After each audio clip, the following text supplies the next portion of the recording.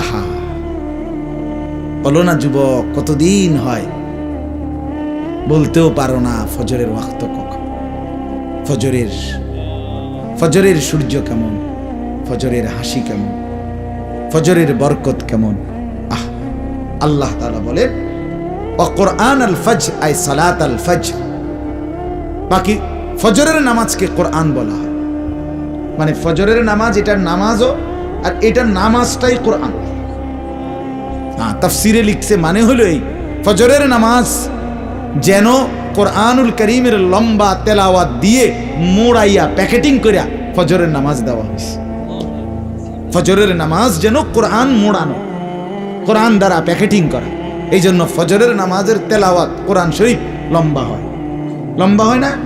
হ্যাঁ, লম্বা তেলাওয়াত। স্বাভাবিক যেই কোনো ইমাম 4 ওয়াক্ত নামাজের চাইতে ফজরের ওয়াক্তে কোরআন শরীফ তেলাওয়াত করে কি একটু বেশি, একটু লম্বা। এই জন্য আল্লাহ বলছে কোরআন আল ফজর, এবং বিশেষভাবে আদায় করুন ফজরের নামাজ যেটা কোরআন দ্বারা মোড়ান। 5 ওয়াক্ত নামাজ আমাদের জিন্দেগির পরিচয়। আজকে আমার এটাই আয়াত, আমি একটা আয়াতই পড়ছি, এটাই আমাদের জিন্দেগি। আজকে এই রজব মাসে রাসূলুল্লাহ সাল্লাল্লাহু আলাইহি ওয়াসাল্লামের মেরাজ, এটা প্রসিদ্ধ বর্ণনা, আরো ভিন্ন বর্ণনাও আছে, বাকি প্রসিদ্ধ একটি বর্ণনা। তাইলে এই রজব মাসে, মেরাজের মাসে আমাদের প্রিয় নবী সাল্লাল্লাহু আলাইহি ওয়াসাল্লাম তিনি আল্লাহ তাআলার মেহমান হয়েছেন। মক্কার মানুষ নবী সাল্লাল্লাহু আলাইহি ওয়াসাল্লামকে খুব বেশি তিরস্কার করছিল। নবীজি সাল্লাল্লাহু আলাইহি ওয়াসাল্লাম ইসলাম প্রচার শুরু করার, একটু খেয়াল করেন, 7ম বছর, মানে নবীজি 40 বছর বয়সে ইসলাম প্রচার শুরু করছেন, ঠিক না? এরপরে 7 বছরের মাথায় 7ম বছর, মানে নবীজি সাল্লাল্লাহু আলাইহি সাল্লাম বয়স যখন 47, তখন মক্কাবাসী কুরাইশরা, কাফেররা একটা পরামর্শ করে রাসূলুল্লাহ সাল্লাল্লাহু আলাইহি ওয়াসাল্লাম এবং তার অনুসারীদেরকে বয়কট করছিল, মানে এক ঘরে করে দিছিল। তারা সিদ্ধান্ত নিছে যে মুহাম্মদ এবং তার অনুসারীদের সাথে কথাবার্তা, বিবাহ শাদী, লেনদেন, বেচা কিনা সব বন্ধ। আল্লাহ নবী সাল্লাল্লাহু আলাইহি ওয়াসাল্লাম তখন নিজের অনুসারীদেরকে নিয়ে, ওনারা আপন চাচা আবু তালেবের একটা গুহা ছিল, শিয়াবে আবি তালেব, ওইটার মধ্যে গিয়ে আশ্রয় নিছে। 3 বছর একটানা আল্লাহ নবী সাল্লাল্লাহু আলাইহি সাল্লাম এই গুহায় এই নিজের অনুসারীদেরকে নিয়ে সীমাহীন কষ্ট করেছেন, কারা জীবন, বন্দী জীবন পালন করেছে। আমরা তারিখের কিতাবে পড়ছি, হযরত মাওলানা ইদ্রিস কান্দলভি রাহমাতুল্লাহ আলাইহির কিতাব সিরাতে মুস্তাফা উর্দুতে পড়ছি। সেখানে আছে যে সাহাবীরা বর্ণনা করছে ক্ষুধার কষ্টে গাছের পাতা আমরা চাবাইয়া খাইছি, ক্ষুধার কষ্টে উটের চামড়া পুরাইয়া, সাহাবী বর্ণনা করছে উটের চামড়া পুরাইয়া এরপরে আমরা পাউডার বানাইয়া ছাতুর মতো এরপরে পানি দিয়া গুল্লা খাইছি। এতটা কষ্ট করছে। 3 বছর পরে আল্লাহর কুদরতে ওই বয়কট ভেঙে গেছে, নবী সাল্লাল্লাহু আলাইহি সাল্লাম মুক্ত হয়েছেন। আমি শুধু সংক্ষেপে বলতেছি। তো নবী সাল্লাল্লাহু আলাইহি সাল্লাম এই 3 বছরের অবর্ণনীয় কষ্ট সহ্য করে নবীজির বয়স যখন 50, ইসলাম প্রচারের 10 বছর, এই সময় নবী সাল্লাল্লাহু আলাইহি সাল্লাম মুক্তি হলেন, মুক্তি পেলেন। কিন্তু 3টা বছর কষ্ট করে মাত্র বের হইছে। এই সময় এই 10ম বছর নবীজি সাল্লাল্লাহু আলাইহি সাল্লাম 5 দিনের ব্যবধানে মুক্তি হওয়ার 5 দিনের ব্যবধানে 2টা বড় বড় ধাক্কা কষ্ট পাইছেন নবীজি। একটা হলো নবীজির চাচা আবু তালেব, উনি ইন্তেকাল করছেন। এরপরে 5 দিনের ব্যবধানে বা 7 দিনের ব্যবধানে নবীজির স্ত্রী হযরত খাদিজা রাদিয়াল্লাহু তাআলা আনহা, তিনি তখন একমাত্র স্ত্রী। পরবর্তীতে নবী আরো বিবাহ করছে, সেগুলো পরে, কিন্তু তখন বিবি ছিলেন একজনই। এই একজন স্ত্রী সবচেয়ে প্রিয়জন। সেই 25 থেকে 40, আরে 50, নবীজির বয়স এখন 50, 25 বছর বয়সে উনাকে বিয়ে করছেন। তাহলে কত বছরের সংসার? 25 বছরের সংসারের স্ত্রী, উনি ইন্তেকাল করছেন। তো নবীজি মাত্র 3 বছর বন্দি জীবন থেকে বের হইলেন, একটা কষ্ট। এবার চাচা মারা গেলেন, আরেকটা কষ্ট। স্ত্রী ইন্তেকাল করলেন, আরেকটা কষ্ট। এরপরে নবীজির স্ত্রীও নাই, চাচাও নাই। নবীজি তখন পার্শ্ববর্তী তায়েফ, এই তখন 51তম বছর, নবুয়তের 11 বছর শুরু হয়েছে। এই সময় আল্লাহ নবী সাল্লাল্লাহু আলাইহি সাল্লাম পার্শ্ববর্তী তায়েফ এলাকায় গেছেন নবীজির পালক পুত্র হযরত যায়েদ ইবনে হারেসাকে নিয়ে ইসলাম প্রচারের জন্য। তায়েফে গিয়ে 1-1.5 মাস লম্বা সময় নবীজি তাদেরকে ইসলামের দাওয়াত দিয়েছেন, কিন্তু একটা লোকও কালেমা পড়ে নাই, বরং বিনিময়ে পাথর মেরে ওদের ছেলেদেরকে লেলায়া, সর্দাররা বাচ্চাদেরকে লাগায় দিছে। এই লোকটা পাগল, যত মারো পাথর মেরে তারে তাড়ায় দাও। এই পরিমাণ পাথর মারছে। হযরত যায়েদ বলেন, রাসূলুল্লাহ সাল্লাল্লাহু আলাইহি ওয়াসাল্লামের দেহ মোবারক থেকে রক্ত পায়ের জুতার সাথে জমাট বাইদা চাক লাগিয়ে গেছে। হযরত যায়েদ বলেন, আমি সারা দেহ থেকে রক্ত মুছে মুছে আমার নিজের গায়েও মাখছিলাম। তে এই তায়েফ থেকে রক্তাক্ত হয়ে নবীজি সাল্লাল্লাহু আলাইহি ওয়াসাল্লাম আবার মক্কায় ফিরে আসছে। এই 4টা ধাক্কা, একটা হলো 3 বছরের বন্দি জীবন, আরেকটা হলো চাচার মৃত্যু, আরেকটা হলো স্ত্রীর মৃত্যু, আরেকটা কি এই তায়েফের রক্তাক্ত দেহ। কয়টা হলো? 4। এই যখন তায়েফ থেকে ফিরে আসছে, কথাটা খেয়াল করেন, মক্কার কুরাইশরা তখন খুব বেশি টিটকারি শুরু করছে নবীজির, বিদ্রুপ করা। আরে মুহাম্মদ, আমগো এনো তুমি কারো কাছে পাত্তা পাইলা না, তোমার বলে তায়েফে গেলা, সেখানেও বাচ্চারা পর্যন্ত তোমারে পাথর মারে, ছোট ছোট ফুলাইনে মারে পাথর, আর তুমি কও তোমার আল্লাহ বলে তোমারে এই দিছে, এই দিছে, মর্যাদা দিছে, কি কি দিছে, কোনায় মর্যাদা কই? তোমার সম্মান কোথায়? তোমারে বাচ্চারা পর্যন্ত পাথর মারে, তোমার সম্মান কই? এই তখন 11তম বছর, নবী সাল্লাল্লাহু আলাইহি ওয়াসাল্লামের 51 বছর, আল্লাহ তাআলার আরশ নড়ে উঠছে। আল্লাহ বলছে, আরে কয় কি রে, আরে বেঈমান বলিস কি, আমার বন্ধুকে বুঝি আমি সম্মান দেই নাই? তোরা মনে করছো তোদের এই যন্ত্রণায় আমার বন্ধু একেবারে লাঞ্ছিত? আল্লাহ তাআলা তখন জিব্রাইল পাঠাইয়া বলছে, জিব্রাইল যা দোস্তকে আমার কাছে নিয়ে আয়, আমার বন্ধুরে নিয়ে আয় আমার কাছে, একদম আমার কাছে আর শাজিমে নিয়ে আয়, আমি সেখানে বন্ধুকে সম্মানিত করব। এরপরে আল্লাহ তাআলা নবী সাল্লাল্লাহু আলাইহি ওয়াসাল্লামকে একদম বলছে, বন্ধু ইজ্জত, ওরা কইবেন শুধু গিয়া যে ইজ্জতের সর্বোচ্চ মাকাম, এর উপরে আর কোনো মাখলুক নাই, এর উপরে আর কোনো সৃষ্টি নাই। সেই আরশে আজিমে আল্লাহ তাআলা নবী সাল্লাল্লাহু আলাইহি সাল্লামকে পৌঁছিয়ে সর্বোচ্চ সম্মানে ভূষিত করেছে। সুবহান, এটা মেরাজ।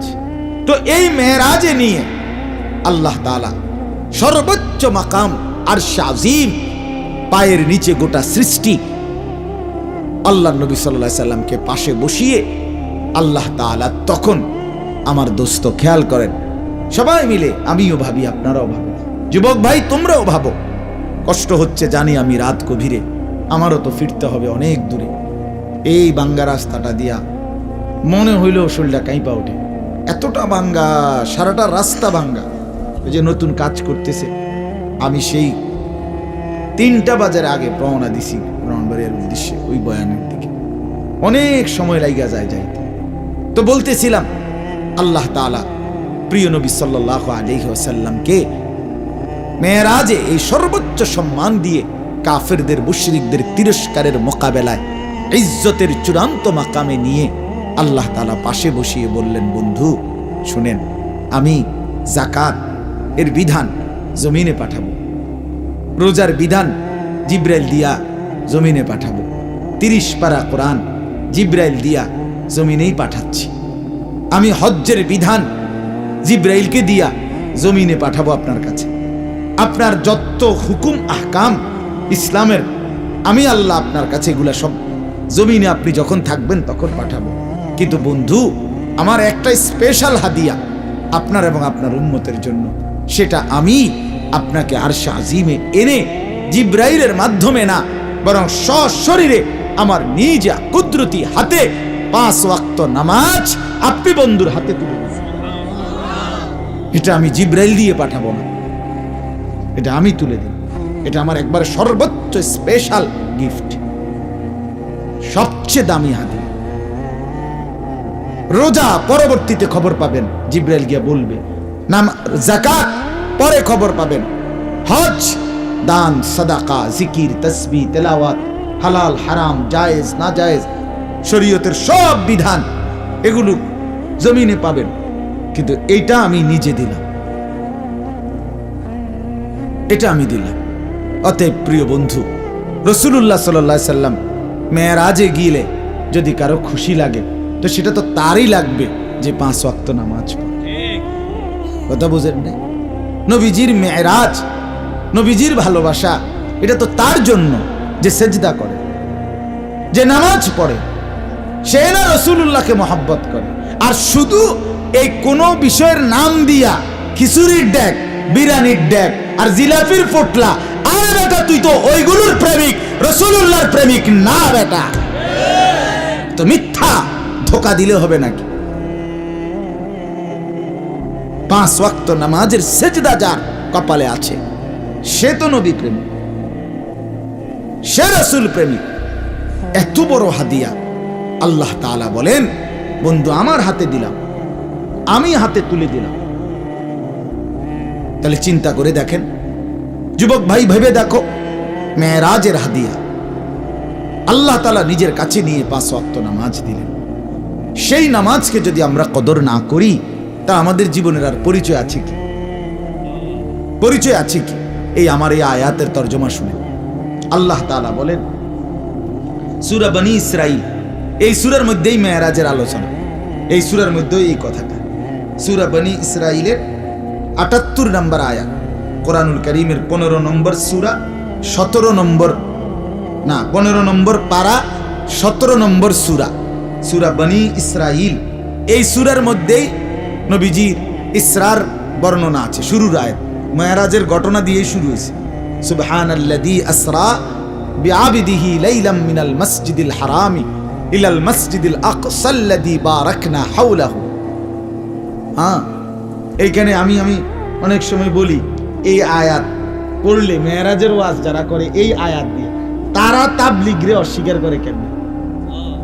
এখানে আল্লাহ সরাসরি বলল, আমি আমার বন্ধুকে এক মসজিদ থেকে আরেক মসজিদে নিছি। তো দাওয়াত তাবলীগের সাথীরা তো এক মসজিদ থেকে আরেক মসজিদে যায়, বুঝেন নাই? মিনাল মসজিদিল হারামি ইলাল মসজিদিল আকসা। তে এই আয়াত পয়রা হে বিরোধিতা করে কেন? এটা তো পরিষ্কার আয়াত, একেবারে সোজা সাপটা আয়াত। আল্লাহ বলে, বন্ধুকে আমি এক মসজিদ থেকে কই নিছি আরেক মসজিদে নিছি। মসজিদ থেকে মসজিদে গমন, এটা মেরাজের সময় হয়েছে। আল্লাহ আমাদেরকে বুঝার তৌফিক দান করেন।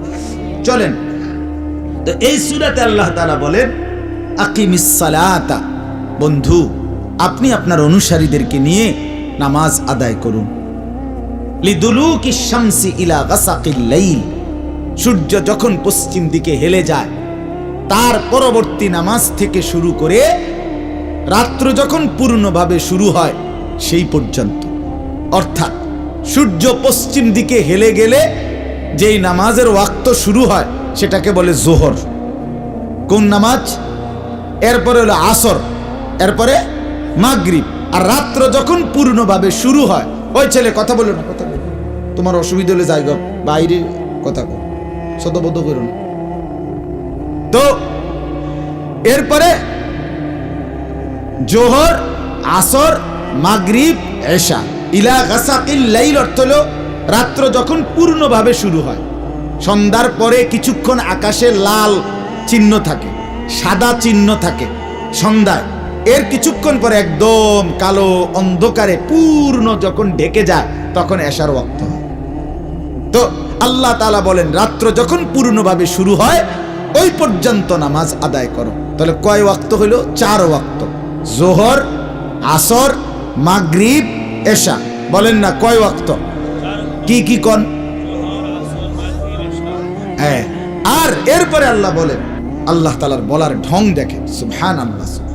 গুরুত্বের বিচারে আল্লাহ তাআলা বললেন ওয়া কুরআনাল ফাজর, এবং বিশেষভাবে আদায় করুন ফজরের নামাজ। ফজরের নামাজ, ফজরের নামাজ। কোন নামাজ? ফজর। 12টা 12:30টার দিকে যেটা পড়ে দুপুর। কি দোস্ত? আহা, বলো না যুবক, কতদিন হয় বলতেও পারো না ফজরের ওয়াক্ত কখন, ফজরের সূর্য কেমন, ফজরের হাসি কেমন, ফজরের বরকত কেমন। আল্লাহ তাআলা বলেন ওয়া কুরআনাল ফাজর, আই সালাতাল ফাজর। বাকি ফজরের নামাজকে কোরআন বলা, মানে ফজরের নামাজ এটার নামাজও, আর এটার নামাজটাই কোরআন। তাফসিরে লিখছে মানে হলো এই, ফজরের নামাজ যেন কোরআনুল কারীমের লম্বা তেলাওয়াত দিয়ে মোড়াইয়া প্যাকেটিং করিয়া ফজরের নামাজ দেওয়া হয়েছে। ফজরের নামাজ যেন কোরআন মোড়ানো, কোরআন দ্বারা প্যাকেটিং করা। এই জন্য ফজরের নামাজের তেলাওয়াত কোরআন শরীফ লম্বা হয়। লম্বা হয় না? হ্যাঁ, লম্বা তেলাওয়াত স্বাভাবিক। যেই কোনো ইমাম 4 ওয়াক্ত নামাজের চাইতে ফজরের ওয়াক্তে কোরআন শরীফ তেলাওয়াত করে কি একটু বেশি, একটু লম্বা। এই জন্য আল্লাহ বলছে ওয়া কুরআনাল ফাজর, এবং বিশেষভাবে আদায় করুন ফজরের নামাজ, যেটা কোরআন দ্বারা মোড়ানো, কোরআন দ্বারা প্যাকেটিং করা, এই ফজরের নামাজ। এরপরে আল্লাহ তাআলা বলেন ইন্না কুরআনাল ফাজরি কানা মাশহুদা, নিশ্চয় ফজরের নামাজ সকলের উপস্থিতির সময়। নিশ্চয়ই ফজরের নামাজ কি? সকলের উপস্থিতির সময়। বাংলাটা কোন না, আমি ইংরেজিতে কইতে কইছি না। কোন? নিশ্চয়ই ফজরের নামাজ সকলের উপস্থিতির সময়। না, সবাই কইছে না, বলেন, সবাই বলেন। নিশ্চয়ই ফজরের নামাজ কি? কোন? সকলে উপস্থিতির সময়। এটা সবার উপস্থিতির সময়। বন্ধু বলো না, বললে তোলা, আল্লাহ তৌফিক দিন। আল্লাহ না চাইলে পারতা না তো বাপ, আল্লাহ না চাইলে সেজদা দিতে পারবা না তো বাপ, আল্লাহ না চাইলে গোলামি করতে পারবা না বাপ। ভাত তরকারি খাউন কোনো আশ্চর্য কিছু না। এই ফাঙ্গাস তেলাফিয়া ইতেন সদবদ, এই জিন্দিগি এগুলো ভোগ করা, ফাঙ্গাস তেলাফিয়া, হ্যাঁ, ফুলকপি, পাতাকপি, ধনিয়া, কাঁচামরিচ, খিরা, টমাটো, ফার্মের মুরগা, কক মুরগা, এটি খুব আহামরি কিচ্ছু না। এই সব মিললে আমরা যা ভোগ করি, আরে বেকুব মানুষ আমরা। জঙ্গলের বাঘ ভাল্লুক এর চাইতে উত্তম জিনিস দুনিয়া ভোগ করে। আমি নিজে দেখছি চিড়িয়াখানায়, চিটাগাঙের ওইদিকে বড় চিড়িয়াখানায়, ওইখানে দেখছি যে দুপুরবেলা একদিন বাঘেরে গোশত দিছে, গরুর গোশত। তা আমি জিগাইলাম, ভাই কদ্দুর দিছে না? কয় হুজুর, এই চিড়িয়াখানার বাঘেরে জঙ্গলের সমপরিমাণ দেওয়া যায় না, চিড়িয়াখানার একটা সীমাবদ্ধতা আছে, আমরা কি আর ওই রকম চাহিদা মতো দিতে পারি না। আমি বলছি আচ্ছা ঠিক আছে, কিন্তু এনে দিছেন কদ্দুর? চাহিদা হোক আর না হোক, কয় যে এমনি প্রতি বেলা 20-22 কেজি গরুর গোশত দিতে হয়। 20-22 এক বেলা, একটা বাঘে। এনে কোনো রাক্ষস হতো 22 কেজি গোশত একলা খাইতে পারত না। পারবেনি কেউ, কথা কন, পারবেনি কেউ। তো তাইলে আমরা কি দুনিয়া ভোগ করলাম? আহামরি না আমরা। আচ্ছা, আমনে কদ্দুর এই বাঘেরে আমনে অন্য কিছু কদ্দুর দেন না, অন্য তরকারি, ডাল বা সবজি, আলুর ভর্তা, এই সমস্ত ফালতু জিনিস খাই না। যা বেটা, গোস্ত ছাড়া কোনো কিছুই খাই না বেটা। আমি 3 বেলা গোস্ত খাই বেটা। শনিবার, রবিবার, সোমবার, মঙ্গলবার, বুধ, বৃহস্পতি, শুক্র, সপ্তাহ 7 দিনে বেটা আমি গোস্তই খাই বেটা। তোদের মতো এত সম্ভব কিছু খাই না বেটা।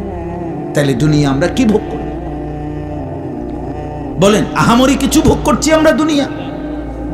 আমাদের চট্টগ্রামের প্রখ্যাত আলেম আল্লামা ডক্টর আফম ও খালিদ হুসাইন, আমি হুজুরের মুখে সরাসরি শুনছি, হুজুর বলছেন, হুজুর তো গবেষক, অনেক বড় বিচক্ষণ বিদগ্ধ আলেম, জেনারেল শিক্ষিত, উচ্চ শিক্ষিত মানুষ। উনি বলছেন যে একটি হাতি প্রতিদিন 250 কেজি খাবার খায়, 90 লিটার পানি খায়। আমি হুজুরের মুখে শুনছি। তাহলে আমরা কি ভোগ করছি দুনিয়া ভাইয়া, বলো না ভাই? সারা রাতও যদি তুমি নারীর ছবি, নাচ, গান দিবানিশি দেখো, উপভোগ তো হইল না, শুধু দেখে অতৃপ্তি না বাড়লো, অতৃপ্তি বাড়ে ভাইয়া, অস্বস্তি বাড়ে, হতাশা বাড়ে। আমি তো সাফ বলি, প্রতিদিন বলি মিয়া, লজ্জা শরম ভাঙ্গা বলি আমি। কেন? একজন পবিত্র স্বামী স্ত্রী, যে পবিত্র ইসলাম যে অনুমতি দিছে হালাল স্বামী স্ত্রী, এই স্বামী স্ত্রী পবিত্র, এরা স্বামী স্ত্রীর পবিত্র বন্ধনে যে তৃপ্তি পায়, এক অপদার্থ যুবক যদি সারা রাত উলঙ্গ ছবি দেখে, সে কি সেই তৃপ্তি বা মজা, স্বাদ কি পাবে সেটা? তো তাহলে তুমি কি পাইলা বাপ? ইনসাফের সাথে বলো মিয়া, আমার কথাটা ভাইব। একজন হইলে একজনই ভাই, সবাই লোকে আগাইতে পারত না। ছেলেরা বাপ সমবয়সী বন্ধু আগাইতে দেয় না, ওই পিছায় দেয়। সমবয়সী বন্ধু হাসি দিয়া উড়ায় দেয়। সমবয়সী দুষ্ট হয় বেশি, সমবয়সী গড়ে না, নষ্ট করে বেশি, জীবন সাজায় না, বরবাদ করে বেশি। এই জন্য বললাম কোনো তৃপ্তি নেই, হতাশা। সারা রাত উলঙ্গ ছবি দেখলে হতাশাই বাড়ে। শেষ পর্যন্ত মোবাইলের টাকাগুলো শেষ হবে, শরীরের মধ্যে যে যৌবনের ক্ষমতা ছিল, এই সক্ষমতা, এটাও ধীরে ধীরে নষ্ট হবে, আর আখিরাতটাও বরবাদ হবে। চারদিকে তখন হতাশা ছাড়া, জুতার বাড়ি ছাড়া আর কিচ্ছু।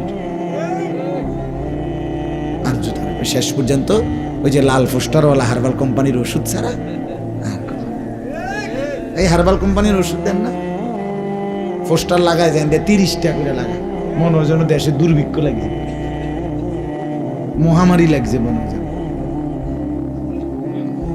হ্যাঁ, নাউজুবিল্লাহ। চলেন বা তাইলে আল্লাহ তাআলা বলেন নিশ্চয়ই ফজরের নামাজ সকলের উপস্থিতির সময়।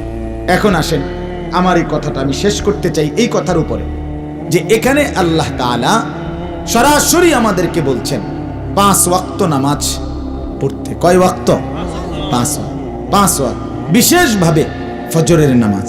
আর ফজরের নামাজের ব্যাপারে বললেন একটা কথা, ফজরের একটা বৈশিষ্ট্য বললেন, ফজরের নামাজ কোরআন। ফজরের নামাজ কি? কোরআন মোড়ানো, কোরআন দ্বারা প্যাকেটিং। আরেকটা কি?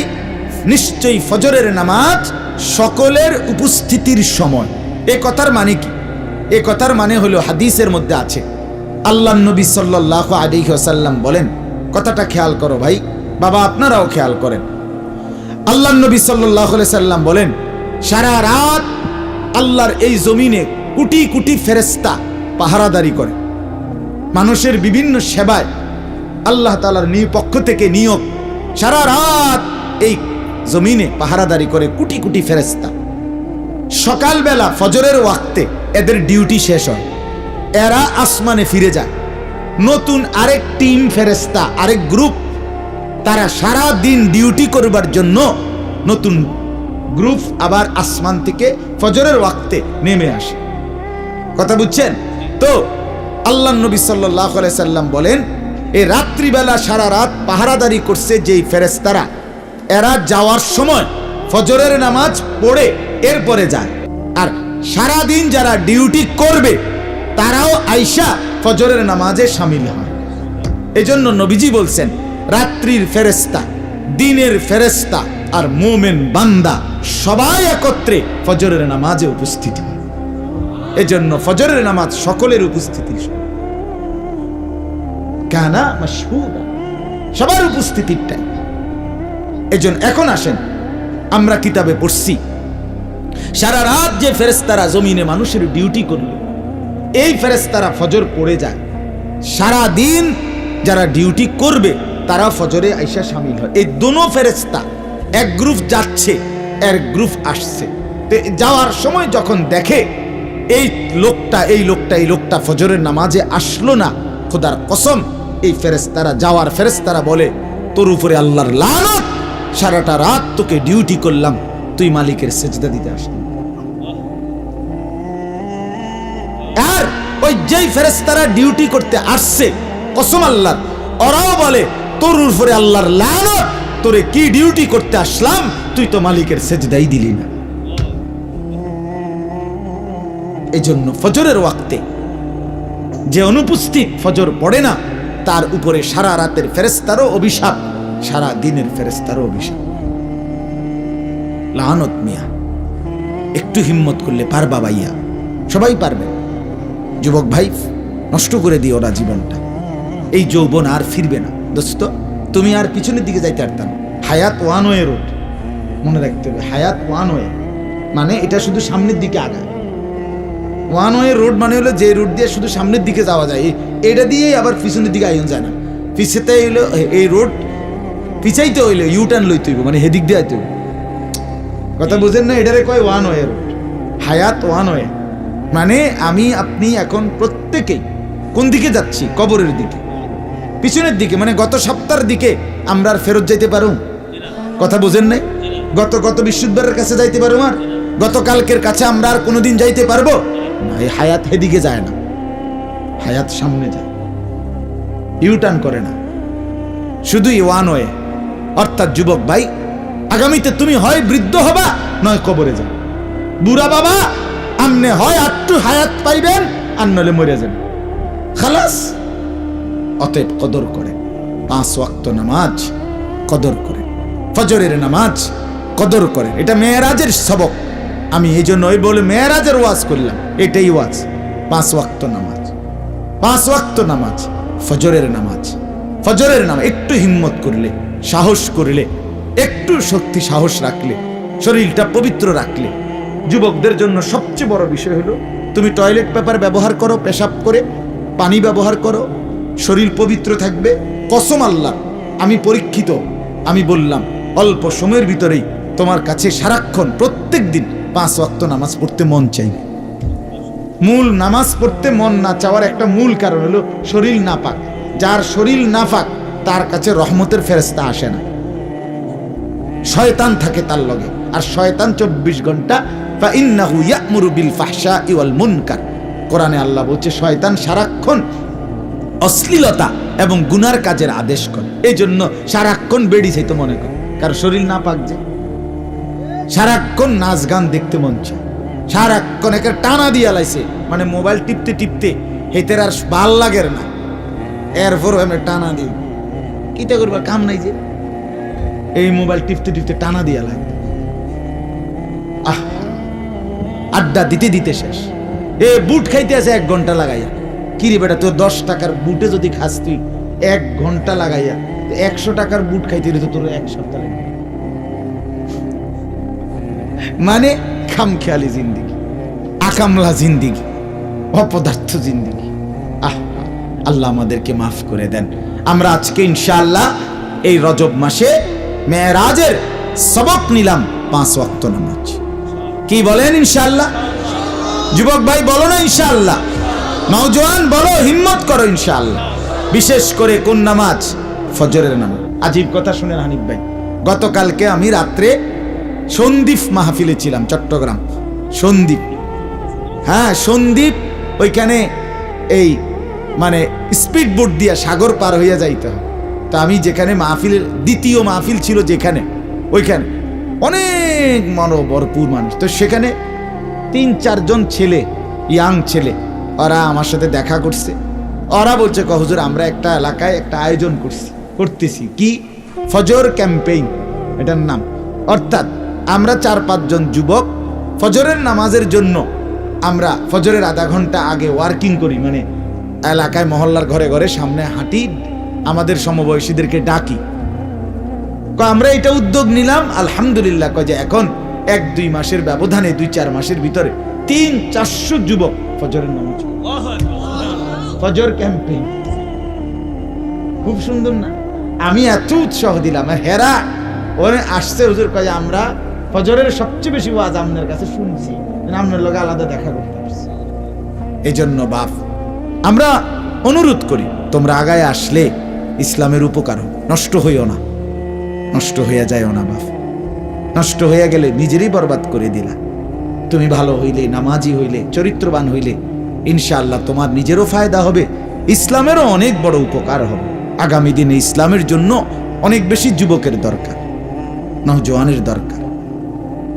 আমরা হিম্মত না করলে, নওজোয়ান হিম্মত না করলে, এই যে আজকেও আমার হুজুর বললেন আল্লামা সাজিদুর রহমান সাহেব, কতমুখী দেশের, সারা দেশের হুজুরে যেটি কইছে এটি চিন্তা করলে আমি না হুজুর, আমার শুধু বুড়িসং লইয়ে আমার মাথা ঘুরায়।